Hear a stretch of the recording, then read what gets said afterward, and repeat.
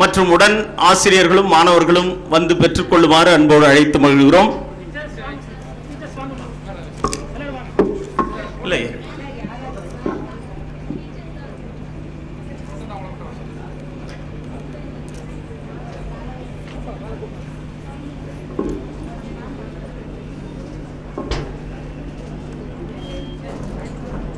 நாங்க வழக்கமாவே முன்னாலே கொடுத்துருவோங்க. இன்னைக்கு தான் கொஞ்சம் லேட்டாக கொடுக்குறோம். கொஞ்சம் விரைவா வாங்க. சும்மா ஒரு 2-3 பேர் மட்டும் டீச்சர்ஸ் வாங்க. சரி வாங்க வாங்க வாங்க. இப்போ அவங்களுக்கு ஒரு சந்தோஷம் என்னன்னா, அவங்க பள்ளியில் பணியாற்றி இருக்கக்கூடியவர் எவ்வளவு தூரம் இலக்கியம் உயர்த்தும், நூல்கள் உயர்த்தும் என்பதற்கு உதாரணமாக இருந்து கொண்டிருப்பவர். அவர் திருக்கரங்களால் அந்த நினைவு பரிசும் சான்றிதழும் பெறுகிறார். இன்றைக்கு தெருக்கூத்து கலை வழங்கிய அண்ணன் ஆத்தே முருகையன் முத்தமிழ் கலை மன்றத்தின் சார்பாக தெருக்கூத்து கலை வழங்கினார். அவருக்கான நினைவு பரிசு சிறப்பு விருந்தினர்கள் திருக்கரங்களால் வழங்கி சிறப்பு செய்கிறார்கள்.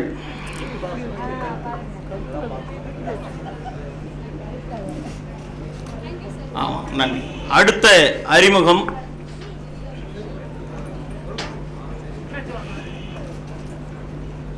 நீங்க மினிக்கி மினிக்கி அப்படின்னு ஒரு பாட்டு கேட்டிருக்கீங்களா?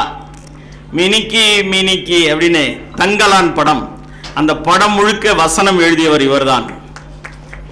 அடுத்ததாக எலெக்ஷன் ஒரு படம் பார்த்திருக்கீங்களா? அந்த படம் முழுக்க வசனம் எழுதியவர் இவர்தான். மனுசங்கடா அப்படின்னு ஒரு படம் வந்திருக்கு, அந்த படத்துக்கும் வசனம் எழுதியவர் இவர்தான்.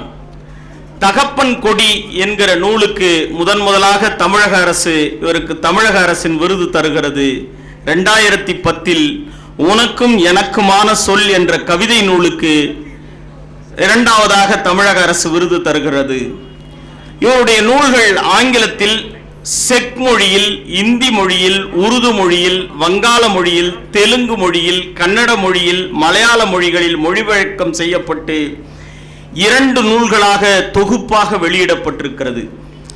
தென்னிந்திய இந்த புத்தக விற்பனையாளர்களுக்கு ஒரு சங்கம் இருக்கிறது, அதுதான் உங்களுக்கு தெரியும், பபாசின் பேரு.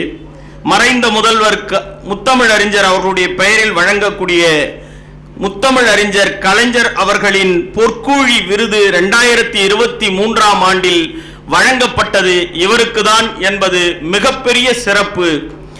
தீட்டு என்கிற சிறுகதை தொகுப்பு இவருடைய முதல் தொகுப்பாக வெளிவருகிறது. இன்னும் சொல்ல போனால் நான் அதில் ஆய்வியல் நிறைஞர் அந்த நூலில் தான் பெற்றேன். அண்ணன் அவர்களுடைய ஒத்துழைப்போடு அந்த ஆய்வுகள் வெளிவந்தது.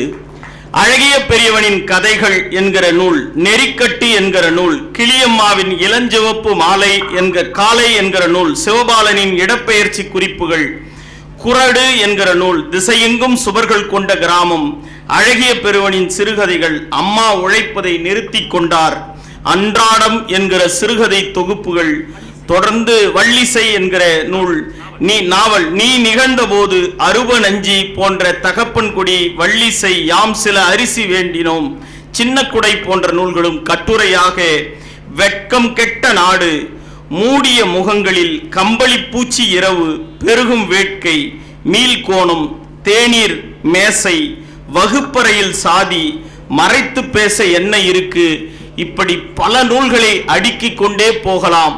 மாபெரும் ஆளுமையாக இருக்கிற ஐயா அவர்கள், அழகிய பெரியவன் அவர்கள் இப்போது வருகிறார், உரை தருகிறார்.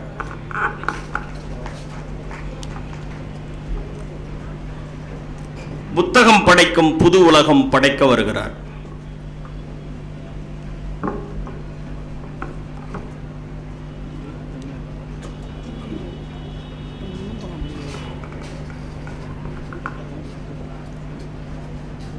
எல்லாருக்கும் வணக்கம்.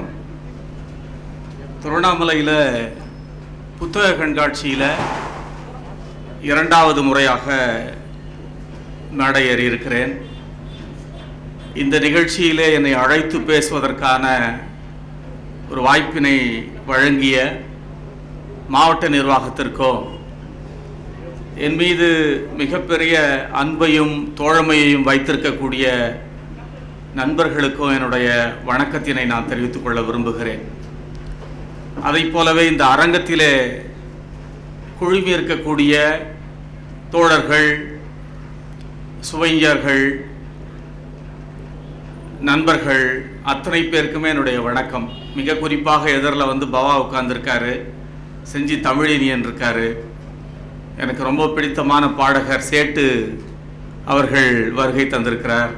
இப்படி நிறைய பேரை என்னால் பார்க்க முடியுது. பல்லவன் ஓவியர் உட்கார்ந்திருக்கிறார். இப்படி நிறைய ஆளுமைகளை என்னால் இங்கே பார்க்க முடிகிறது.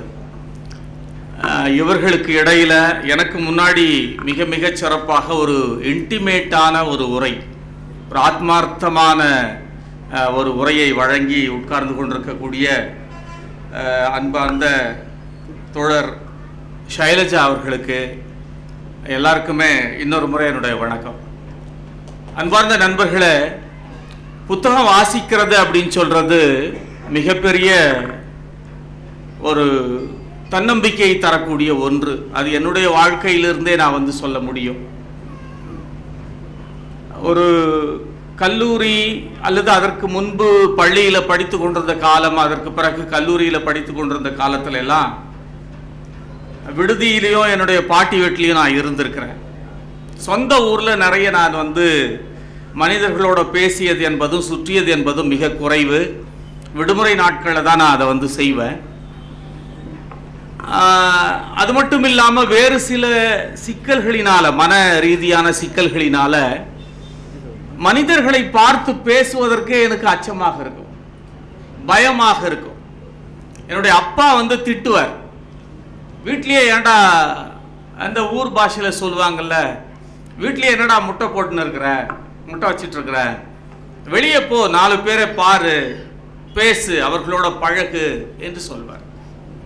ஆனால் எனக்கு அதற்கான ஒரு மனம் என்பது அப்பொழுது இல்லை. என்னை இங்கு நிறுத்தி இருப்பது, எல்லா மனிதர்களோடும் உறவாடுவதற்கான ஒரு மனிதனாக மாற்றியது, இந்த உலகம் இப்படிதான் இயங்கிக் கொண்டிருக்கிறது என்கின்ற எனக்கு கற்றுக் கொடுத்தது, எனக்கு தன்னம்பிக்கையை உருவாக்கியது. இன்னும் சொல்ல போனால் கைப்பிடித்து அழைத்து வந்து இந்த திருவண்ணாமலை மேடையில் இப்ப நிற்க வைத்து இருப்பது எல்லாமே நூல்கள் தான், நூல்கள் தான், நூல்கள் தான், புத்தகங்கள் தான் தோழர்களே. புத்தகங்களிடம் நீங்கள் உங்களை ஒப்படைத்து விட்டீர்கள் என்று சொன்னால் மிகப்பெரிய அற்புதங்களை அவை நிகழ்த்தும் என்று சொல்கிறார்கள். தனி மனித அளவில் புத்தகங்கள் வழங்கக்கூடிய பயன் என்பது மாபெரியது. ஒரு சமூகம் என்கின்ற அளவிலே நீங்கள் புத்தகம் தரக்கூடிய பயனை நீங்கள் கணக்கிட்டீர்கள் என்று சொன்னால் அது இன்னும் மிகப்பெரிய பயன் என்று என்னால் சொல்ல முடியும். ஆங்கிலத்திலே சொல்வார்கள், இந்திய சமூகம் மிகவும் சிக்கலான ஒரு சமூகம். இந்த சமூகத்தை நீங்கள் புரிந்து கொள்வதற்கு அசாத்தியமான ஒரு திறன் உங்களுக்கு தேவைப்படுகிறது. Understanding others' mental states is a crucial skill. அவன் வார்த்தை எப்படி பயன்படுத்துறான் பாருங்க, crucial skill என்று சொல்கிறான். That enables the complex social relationships that characterize human societies என்று புத்தகங்களை பற்றி சொல்லுகிற போது ஒரு இடத்துல ஒரு அறிஞர் சொல்லுகிறார், மிகவும் சிக்கலாக இயங்கிக் கொண்டிருக்கக்கூடிய ஒரு உலகத்தை, அந்த உலகத்தினுடைய ஒரு இயங்கு முறையை நீங்கள் கற்றுக்கொள்ள வேண்டும், தெரிந்து கொள்ள வேண்டும் என்று சொன்னால் அது உண்மையிலேயே ஒரு சிக்கலான ஒரு திறன் தான். ஏனென்றால் இன்னொருவருடைய மனதை நீங்கள் புரிந்து கொள்ள வேண்டி இருக்கிறது. அண்டர்ஸ்டாண்டிங் மென்டல் ஸ்டேட், இன்னொருடைய மனநிலை, அதற்கு எது உதவி செய்கிறது என்று சொன்னால் உறுதியாக நிச்சயமாக புத்தகங்கள் தான் உதவி செய்கின்றன என்று அந்த அறிஞர் சொல்லுகிறார். எனக்கு இது மிகவும் பிடித்திருந்தது. உண்மையிலேயே புத்தகங்கள் அந்த வேலையை செய்கின்றன. இன்னும் சில ஆழமாக நுட்பமாக போகலாம் என்று சொன்னால், புத்தகங்கள் வேறு உலகத்தை குறித்த சாளரங்களை திறந்து காட்டுகின்றன என்று சொல்லிவிடலாம். எனக்கு முன்பு பேசிய தோழர் ஒரு மாடல் பற்றிய அனுபவத்தை சொன்னார்கள். இன்னொரு நூல் நான் படித்தது இருக்கிறது, குழந்தை போராளி என்று ஒரு நூல், கருப்பு பிரதிகள் வெளியிட்ட ஒரு நூல். ஆப்பிரிக்க நாடுகளிலே பல இனக்குழுக்களுக்கு இடையிலே சண்டை மோதல்கள் இருந்து கொண்டே இருக்கின்றன. சின்ன வயதிலேயே வீட்டுக்குள் நுழைந்து ஆண் என்றும் பெண் என்றும் சிறுமை என்றும் சிறுவன் என்றும் பாராமல் அவர்களை பிடித்து சென்று அவர்களுக்கு இராணுவ உடையை அணிவித்து கையிலே ஆயுதங்களை வழங்கி அவர்களை போராளிகளாக மாற்றுகின்ற ஒரு கொடூரமான வேலை எங்கே நடந்து கொண்டிருக்கிறது. அவர்களை போராளிகள் என்று நம்மால் சொல்லவே முடியாது, அது சரியான பொருத்தமான சொல் அல்ல. குழந்தை போராளி என்றுதான் அந்த நூலே சொல்லுகிறது. அப்படி ஒரு குழந்தை போராளி தன்னுடைய அனுபவத்தை எழுதியிருக்கிறார். அந்த நூலை படிக்கிற போது உலுக்கி விட்டது. பெற்றோர்களை பிரிந்து, சகோதரர்களை பிரிந்து, கிராமத்தை பிரிந்து, சொந்தங்களை பிரிந்து, குழந்தை பருவத்தை இழந்து விடுகிற ஒரு போக்கு இருக்கிறது. அது எவற்றாலும் மீட்டு கொடுக்க முடியாத ஒன்று. இதையெல்லாம் அந்த பெண் எழுதுகிற போது நமக்கு உலுக்குகிறது. நம்மால் இயல்பாக இருக்க முடியவில்லை. இந்த செய்திகளை எல்லாம் நமக்கு எது கடத்துகிறது, கொண்டு வந்து சேர்க்கிறது என்று சொன்னால் புத்தகங்கள் தான். அதனால் தான் ஒரு கவிஞன் சொன்னான், சொல் என்பது ஒரு பறவை என்று சொன்னான்.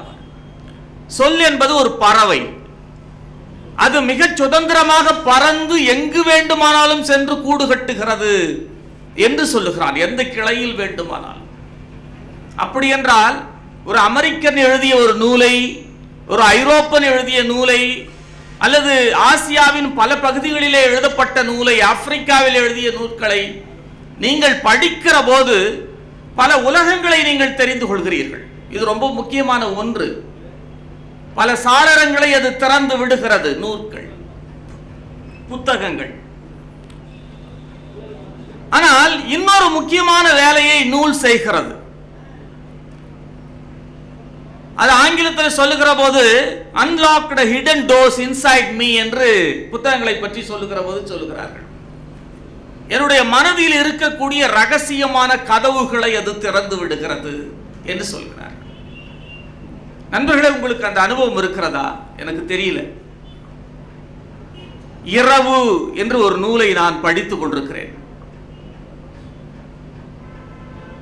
ஹிட்லருடைய வதை முகாமில் சிக்கி தன்னுடைய கண் எதிரிலேயே பெற்றோர்களை இழந்து சகோதர சகோதரிகளை இழந்த பிறகு அவன் மட்டும் தப்பித்து வாழ்ந்து பிறகு ஒரு சர்வதேச அளவிலான பார்க்க கவனிக்கப்படக்கூடிய ஒரு பத்திரிகையாளனாக அவன் மாறுகிறான். எலி வீசல் அவனுடைய பெயர். நடு இரவில் என்னால் அழுகையை கட்டுப்படுத்த முடியவில்லை. ஹிட்லர் வதை முகாம்களில் என்ன நடந்தன, என்னென்ன கொடூரங்கள் நடந்தன என்பதை சொன்னால் பதவதைக்கும். நம்ம ரொம்ப சாதாரணமா அவன் தோலை உரிச்சிருவன் சொல்லுவோம். உண்மையிலேயே ஹிட்லர் தன்னுடைய ஆட்களை வைத்து மனிதர்களின் தோலை உரித்து பாடம் செய்து அதை தன்னுடைய மேசைகளுக்கு பயன்படுத்தி இருக்கிறான். எந்த மனிதர்களின் தோலை? யூதர்களுடைய தோலை. அவர்களுடைய தலையை வெட்டி கொய்து பாடம் செய்து அதை டேபிள் வெயிட்டாக அவன் பயன்படுத்தினான். உங்களுக்கு பல செய்திகள் நீங்கள் கேள்விப்பட்டிருப்பீர்கள். விஷவாயு செலுத்தி ஒரு அறையிலே அடைத்து மனிதர்களை கொல்வது, யூதர்களை கொல்வது, எண்ணற்ற கொடூரங்கள். சிந்தியா ஒசிக் என்ற ஒரு எழுத்தாளர் சால்வைன்னு ஒரு சின்ன சிறுகதை எழுதியிருக்காங்க. ஒரு வதை முகாம்ல கையில சாப்பாடு வாங்கறதுக்காக வரிசையில நின்றுட்டு இருப்பாங்க. அந்த அம்மா மார்போடு அணைத்து ஒரு கோழி குஞ்சை போல, ஒரு பூனை குட்டியை போல சால்வையை போர்த்தி கொண்டு ஒரு குழந்தையை மார்போடு அணைத்துக் கொண்டிருக்கிறார். அந்த குழந்தையே கணக்கு கொடுக்கல அங்க இருக்கக்கூடிய அதிகாரிகளுக்கு. ஏற்கனவே அவள் மிக ஒல்லியாக எலும்பும் தோலுமாக இருக்கிறாள், யூத பெண். ஆனால் அந்த குழந்தை பசிக்கு தவித்து அவளுடைய வற்றி போன மார்பை சப்புகிறது, ரத்தம் தான் வடிகிறது, அவளால் வலி பொறுக்க முடியவில்லை.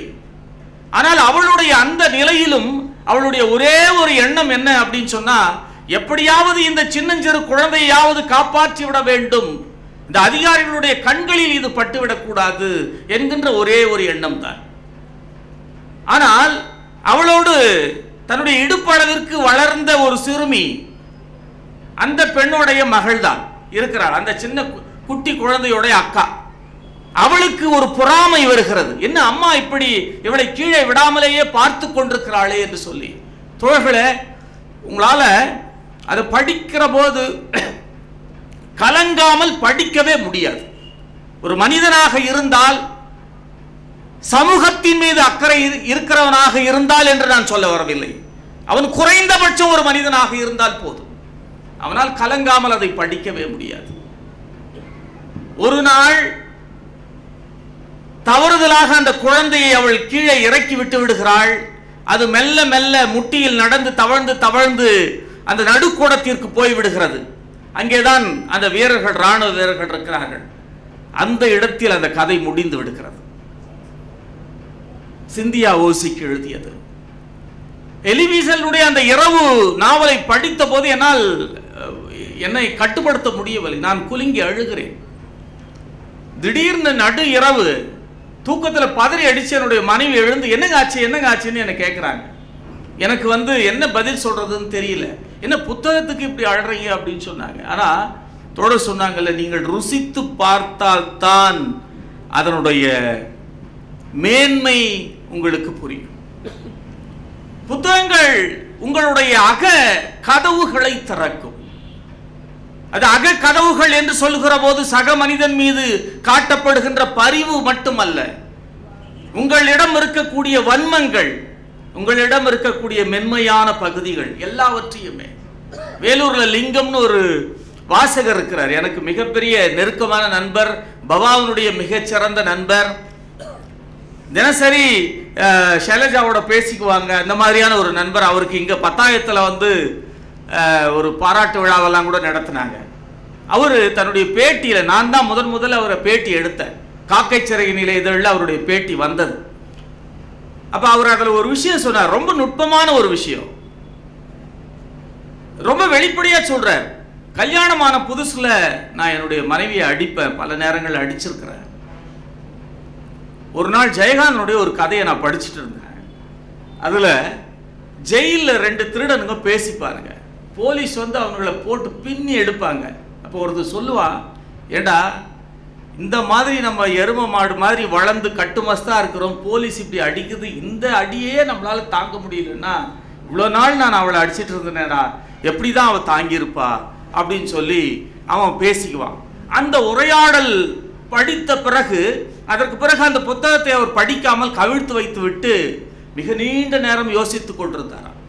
அதற்கு பிறகு தன்னுடைய மனைவியிடம் சென்று வருத்தம் தெரிவித்து, அதற்கு பிறகு அந்த மோசமான ஒரு செயலை, தண்டிக்கிற ஒரு செயலை கைவிட்டு விட்டேன் என்று அவர் மிக வெளிப்படையாக சொன்னார்.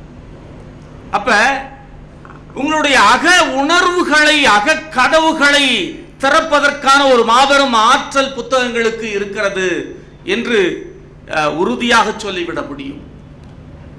இன்னொரு புத்தகங்களை பற்றி வாசகத்தை படித்த போது எனக்கு ரொம்ப ஆச்சரியமாக இருந்துச்சு.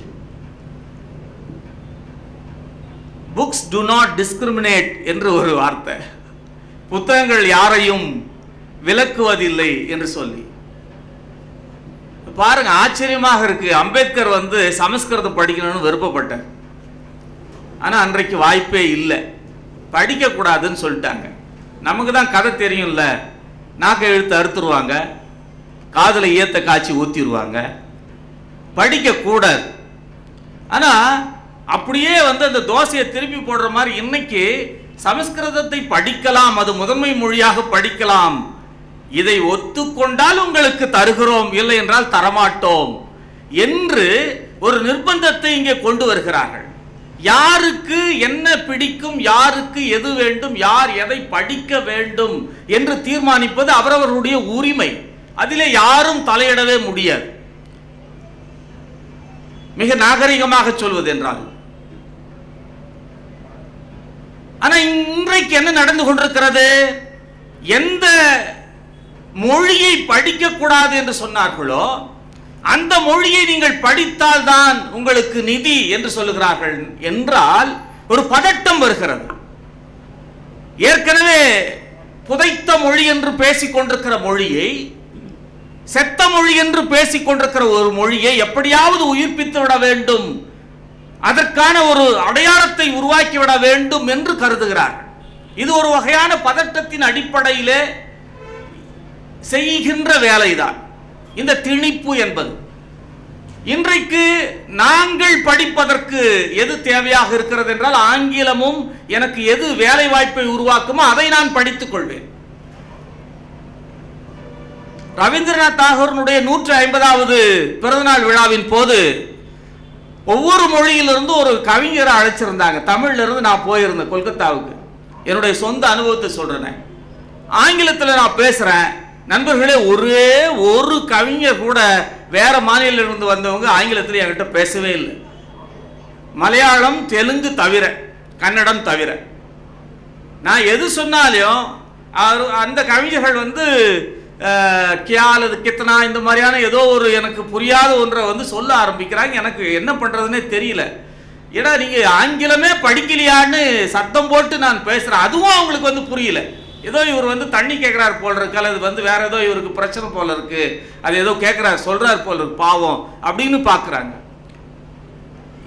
சூழல்கள் எப்படி இருக்கிறது பாருங்கள்.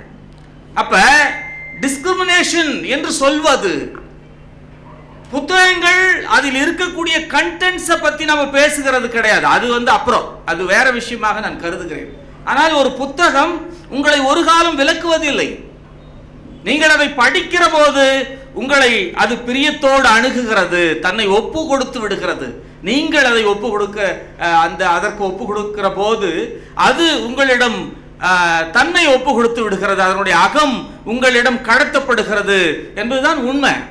அப்ப டிஸ்கிரிமினேஷன் என்று சொல்லக்கூடிய அந்த ஒன்றை நாம் வந்து பாசிட்டிவ் டிஸ்கிரிமினேஷனாக மாற்றுவதற்கு புத்தகங்களை நாம் கட்டாயமாக படித்தாக வேண்டும் என்று நான் நினைக்கிறேன். ரொம்ப முக்கியமான ஒன்று. அப்புறம் புத்தகங்களில் இருக்கக்கூடிய மொழி, ஜமாலன் என்று ஒரு அறிஞர் சமகாலத்தில் இப்பதான் எழுதிட்டு இருக்கார் நிறைய. அவர் வந்து ஒரு இடத்துல சொல்றார், ரொம்ப புதுசா இருந்தது எனக்கு. நமக்கெல்லாம் 5 புலன்கள் தான், 5 புலன்கள். அவர் மொழியையும் இன்னொரு புலன்னு சொல்றார். மொழி ஓர் உடலின் 6வது புலனாகவும் சமூகத்தையும் ஒரு உயிருள்ள உடலையும் இணைக்கும் பொது புலனாகவும் உள்ளது என்று அவர் சொல்லுகிறார். எவ்வளவு நுட்பம் பாருங்களேன். அப்ப நம்ம எல்லாருக்குமான ஒரு புலனாக வெளியில் இருக்கக்கூடியது மொழி. அந்த மொழியினுடைய ஒரு வடிவமாக இன்றைக்கு புத்தகங்கள் இருந்து கொண்டிருக்கின்றன என்கின்ற ஒரு செய்தியை அவர் சொல்லுகிறார். நண்பர்களே, நான் இந்த தலைப்பை கொடுத்த போது புதிய உலகம் என்று நான் எதை குறிக்க வேண்டும் என்று நான் நினைத்தேன் என்று சொன்னால் மனம் சார்ந்த விஷயங்களைத்தான். ஆனால் எல்லாவற்றையுமே புத்தகங்கள் செய்வதற்கான ஆற்றல் கொண்டவைதான். அது ஒரு சமூக மாற்றத்தை உருவாக்கும், ஒரு மனிதனை மாற்றும், அவனுடைய அகத்தை மாற்றுவதற்கான மிகப்பெரிய ஒரு ஆற்றலும் வல்லமையும் புத்தகங்களுக்கு உண்டு என்கின்ற ஒரு உண்மை அதிலே இருக்கிறது.